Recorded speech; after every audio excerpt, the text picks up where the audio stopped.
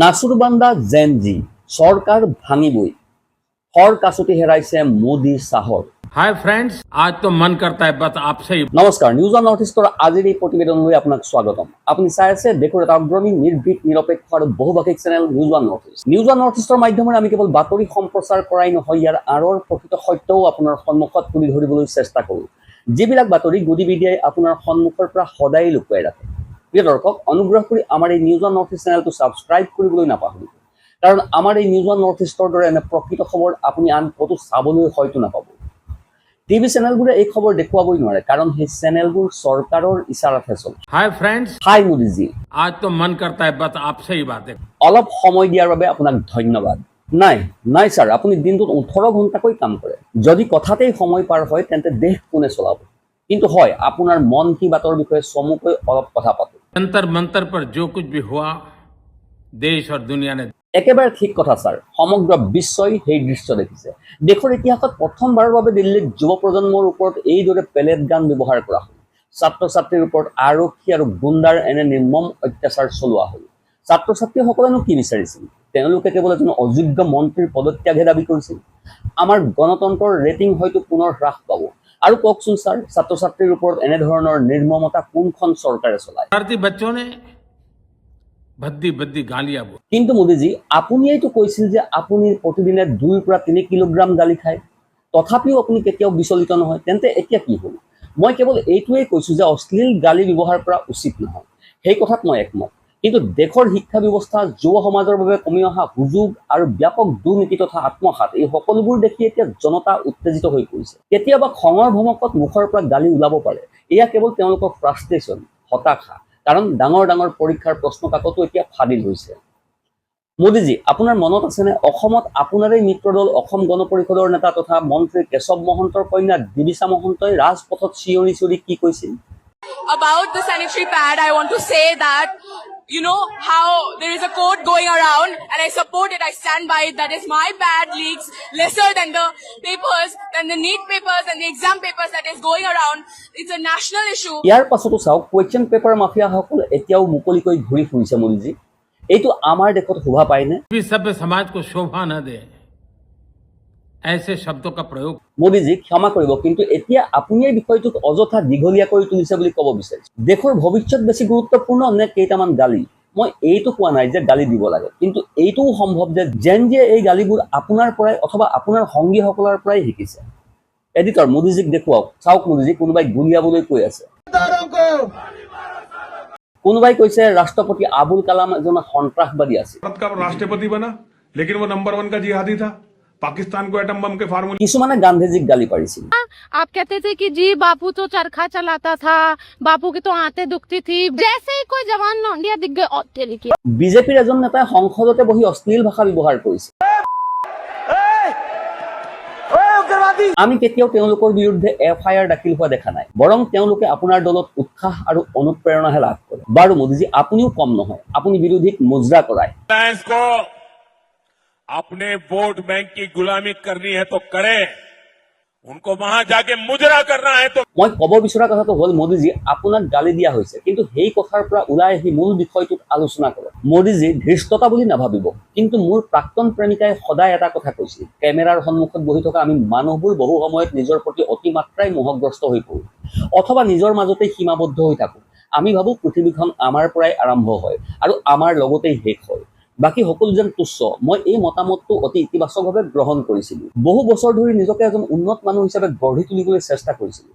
মই ক'ব বিচৰা কথাটো হ'ল, মোদীজী, সেই গালিবোৰ আপোনাক ব্যক্তিগতভাৱে লক্ষ্য কৰি দিয়া হোৱা নাছিল আৰু আপোনাৰ মাতৃকো একেবাৰেই লক্ষ্য কৰি কোৱা হোৱা নাছিল।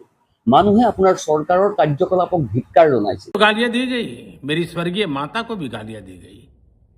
न जाने कितना भद्दा। ভঙা দলং, গাঁতেৰে ভৰা পথ, শিক্ষা ব্যৱস্থা সম্পূৰ্ণৰূপে বিধ্বস্ত হৈ পৰিছে, টকাৰ মূল্য হ্ৰাস পাইছে, নিবনুৱা সমস্যা বৃদ্ধি পাইছে, ৰাম মন্দিৰত চুৰিৰ অভিযোগ আছে, PM কেয়াৰ্ছত অনিয়মৰ অভিযোগ আছে, পেট্ৰলত ভেজালৰ অভিযোগ আছে। দেশৰ প্ৰায় প্ৰতিটো ইণ্ডেক্সতেই ৰেংকিং তললৈ নামিছে। এই সকলো বিষয়ক লৈ তীব্ৰ সমালোচনা চলি আছিল। যদি এই সমগ্ৰ ব্যৰ্থতাৰ গুৰি আপুনিয়েই হয়, তেন্তে হয়তো ব্যৱহাৰ কৰা শব্দবোৰ ভুল আছিল, কিন্তু জনতাৰ ক্ষোভ একেবাৰেই ন্যায়সংগত। মোদীজী, আপুনি কিবা ক'ব বিচাৰিবনে? জেনজিয়ে আপোনাক এইটোৱে বুজাব বিচাৰিছে যে ল'ৰা ছোৱালীবোৰক এৰি দিয়ক, এইখন দেশততো বহু অভিজ্ঞ আৰু জ্যেষ্ঠ নেতাইও বাৰে বাৰে ভুল কৰি থাকে, কিন্তু তেওঁলোকে নিজৰ দম্ভ আৰু অহংকাৰৰ বাবে নিজৰ ভুল কেতিয়াও স্বীকাৰ নকৰে। আজছে দিনৰ প্ৰলোভন দি কিমান প্ৰাপ্তবয়স্ক আৰু বয়োজ্যেষ্ঠ মানুহক নচুওৱা হ'ল, প্ৰতাৰণা কৰা হ'ল, কিন্তু কোনেও নিজৰ ভুল স্বীকাৰ কৰিব নিবিচাৰে। মোদীজী, শিশুসকলে এতিয়াও নিজৰ পথ শুধৰাব পাৰে, শুধৰাবলৈ সময় আছে, কিন্তু শিক্ষিত আৰু মধ্যবয়সীয়া মানুহসকলৰ কি হ'ব? সাধাৰণ জনতাই হওক বা চৰকাৰত থকা ব্যক্তিয়ে হওক, তেওঁলোকেতো কোনেও নিজৰ ভুল স্বীকাৰ কৰিব নিবিচাৰে। मैं आज बात करना चाहता हूं कि बचपन में गलतियां होती और बचपन में गलतियों से सुधरने का अवसर भी। এতিয়া বুজক জেন জিৰ ভিতৰত ইমান ক্ষোভ কিয় আছে। এই অসততা আৰু ফোপোলা শ্লোগানৰ ৰাজনীতিৰ বিৰুদ্ধে এই ক্ষোভ। ৱাহ মোদীজী, এতিয়াহে আপুনি সঁচাকৈয়ে মূল কথাটো ক'লে। মই জানিছিলোঁ মানুহক বুজি পোৱাৰ ক্ষেত্ৰত আপোনাৰ যথেষ্ট অভিজ্ঞতা আছে। এতিয়া বুজিবলৈ চেষ্টা কৰক এই ক্ষোভৰ প্ৰকৃত কাৰণ কি। যদি আপুনি এইটো বুজি পায়, তেন্তে দেশৰ সমস্যাসমূহৰ সমাধানৰ আৰম্ভণি তৎক্ষণাৎ হ'ব। মই এই কথা নিশ্চিতভাৱে ক'ব পাৰোঁ। बचपना है और इसलिए मैं समाज के अंदर जो आक्रोश है उसको भली भांति समझ सकता अच्छी तरीके से लोगों की नब्ज खूब पहचानते हो। हूं। शौक है कि हमारी बेटियां इस प्रकार की भाषा कैसे बोल। মোদীজী, আমাৰ জীয়ৰীসকলৰ ভাষা কোনো সাংস্কৃতিক আঘাতৰ বিষয় নহয়। আচল প্ৰশ্নটো হ'ল আমাৰ জীয়ৰীসকলে কিয় এনে ভাষা ব্যৱহাৰ কৰিবলৈ বাধ্য হৈছে। এবাৰ ভাবি চাওক মোদীজী, আজছে দিনৰ 12 বছৰৰ পাছতো কিয় ইমান অসন্তোষ আৰু ক্ষোভ? শিক্ষাই হওক, গৱেষণাই হওক বা চাকৰি, সকলোতে কিয় মানুহে কেৱল অন্ধকাৰহে দেখা পায়? চৰকাৰে আৰু মোদীজীয়ে আমাৰ জীয়ৰীসকলে ব্যৱহাৰ কৰা ভাষাক ইমান আপত্তিজনক বুলি কিয় ভাবে? পুত্ৰসকলেও একেই ভাষাই ব্যৱহাৰ কৰি আছে, তেন্তে এই জীয়ৰীসকলক লৈ ইমান ফকাচ কিয়? এইটোৱে কেনেধৰণৰ মানসিকতা প্ৰকাশ কৰিছে? समय है इन बच्चों को गले लगा करके राह दिखाने का। ये गुमराह बच्चे हैं, उनको राह दिखाना हमारा काम है। মোদীজী, আপুনি এটা মূল প্ৰশ্নটোৰ উত্তৰ দিয়া নাই, ভুল নুবুজিব, কিন্তু আপুনি এতিয়া বিষয়টোক আনফালে লৈ গৈছে, ইছ্যু ডাইভাৰ্ট কৰিছে। এই বিষয়ত আপুনি নোযোৱাই ভাল। পথ দেখুওৱাৰ কথা অন্তত আপোনাৰ মুখত শোভা নাপায়। আপোনাৰ লোকসকলে পথ নিৰ্দেশনা দিয়াৰ পৰিৱৰ্তে পেলেট গান লৈ থিয় হৈ থাকে। FAQৰ সলনি FIR, পৰামৰ্শ দিয়াৰ সলনি বজৰং দলৰ সদস্য। জেন জিৰ সৈতে এনেদৰে কাম নকৰে মোদীজী।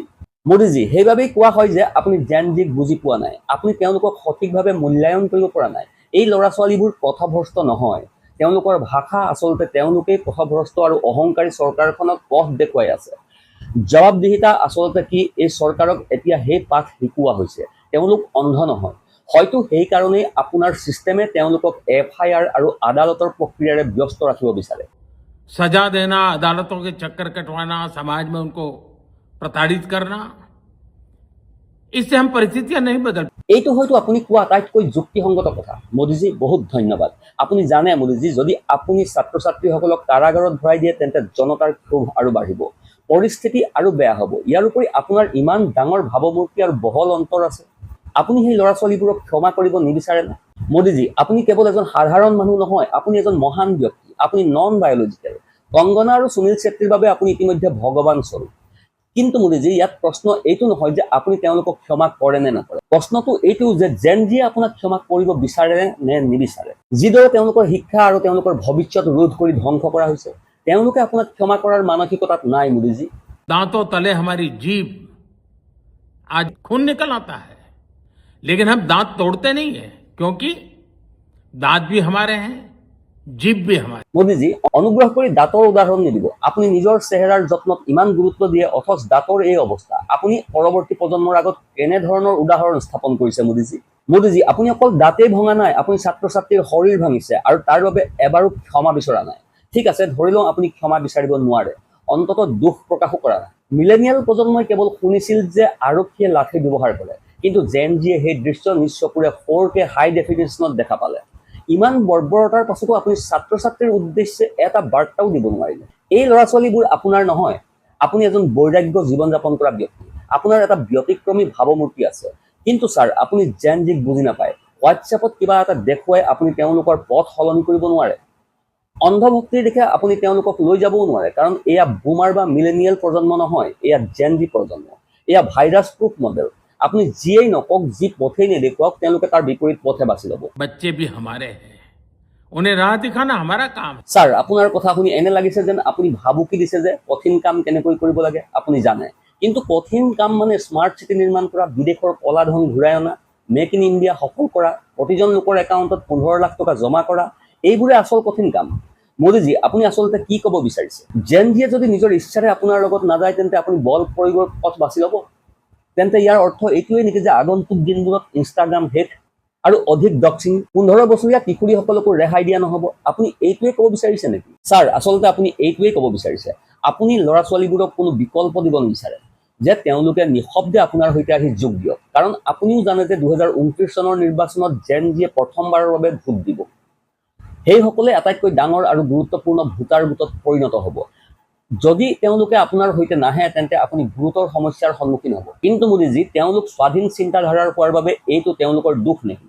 তেওঁলোকে কাৰোৰে কথা অন্ধভাৱে কথা শুনিব নিবিচাৰে। गुमराह को राह दिखाना कठिन होता है, लेकिन कठिन काम हमको करना। ছাৰ, এটা কথা কওকচোন, দেশখন কোন ক্ষেত্ৰত আগবাঢ়ি আছে? মই সেই একেটা কথা ল'ৰা ছোৱালীবোৰক ক'ম যাতে সেই ক্ষেত্ৰতেই চাকৰি বিচাৰে। ছুইগি, জমেটো আৰু IT চেল বাদ দি আন কোনটো ক্ষেত্ৰত? এতিয়া মোদীজী, ছফ্টৱেৰ ক্ষেত্ৰতো চাকৰি পোৱা সহজ নহয়। AI প্ৰতিযোগিতাতো আমি বহু পাছ কৰি গ'লো। তেন্তে জেন জিক আপুনি কি আশ্বাস দিব বিচাৰে মোদীজী? और इसलिए आओ, मैं इन बच्चों को कहता हूं, बच्चों आओ, हम देश के लिए साथ मिलकर के आगे बढ़ें। ছাৰ, আপোনাৰ সপোন হ'ল বিজেপি নিৰন্তৰভাৱে জিকি থাকক আৰু আপুনি বাৰে বাৰে ফিলিপ কটলাৰ এৱাৰ্ড পাই থাকক। মোদীজী, ইয়াত আমি দেশৰ কথা পাতি আছো। অনুগ্ৰহ কৰি আই মি মাই সেল্ফৰ সীমা পাৰ হৈ অলপ দেশৰ কথাও পাতক। कुछ नया सीखें, गलतियों से भी सीखें, अपने सपनों को लेकर के चल पड़े। देश बहुत आगे बढ़ रहा है, आगे बढ़ने वाला है। आपका भी आगे बढ़ना निश्चित हो, यही मेरा सीता हूं। आपके उज्जवल भविष्य के लिए हम मिलकर के देश को आगे बढ़ाएं। आओ, गलतियों से सीखो, आगे बढ़ो। बहुत बहुत धन्यवाद। আকৌ আই মি মাই সেল্ফ, সমগ্ৰ দেশে এই কথা জানে মোদীজী। আপোনাৰ এই সকলো চেষ্টা কাৰ বাবে? A1 + A2 = 2AB ... এতিয়া ইয়াত এটা অতিৰিক্ত 2AB যোগ হৈ গ'ল। আপুনি সঁচাকৈ তেওঁলোকৰ উজ্জ্বল ভৱিষ্যতৰ বাবে নিজকে উজাৰি দিছে।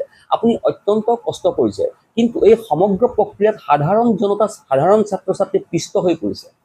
যেতিয়া তেওঁলোক আপোনাৰ সন্মুখত থিয় হ'ব তেতিয়া আপুনি তেওঁলোকক কি ব্যাখ্যা দিব? মোদীজী, বিগত 12 বছৰ ধৰি দেশখনে আগবাঢ়িবলৈ চেষ্টা কৰি আছে, কিন্তু ঘৃণা আৰু বিভাজনৰ ৰাজনীতিয়ে দেশখনক দগ্ধ কৰি তুলিছে। আমি আগবঢ়াৰ পৰিৱৰ্তে পাছলৈহে গৈ আছো। এয়াই আমাৰ আটাইতকৈ ডাঙৰ ভুল। কিন্তু মই জানো এই বিষয়বোৰৰ কোনো এটাৰ বিষয়ে আপুনি কথা পাতিব নিবিচাৰে।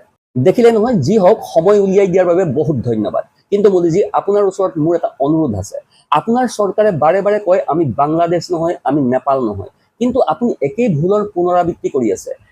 এফালে আপুনি ছাত্ৰ ছাত্ৰীৰ ওপৰত হাঁহি ধেমালি কৰিছে, আনফালে সেই একেই ছাত্ৰ ছাত্ৰীৰ ওপৰত নিৰ্মমভাৱে প্ৰহাৰ কৰোৱাইছে, পেলেট গান চলোৱাইছে, টিয়াৰ গেছ এৰিছে, AK-47 চলোৱাইছে। তেওঁলোকৰ ওপৰত নিৰ্মমভাৱে সন্ত্ৰাসবাদীৰ দৰে অত্যাচাৰ চলোৱা হৈছে।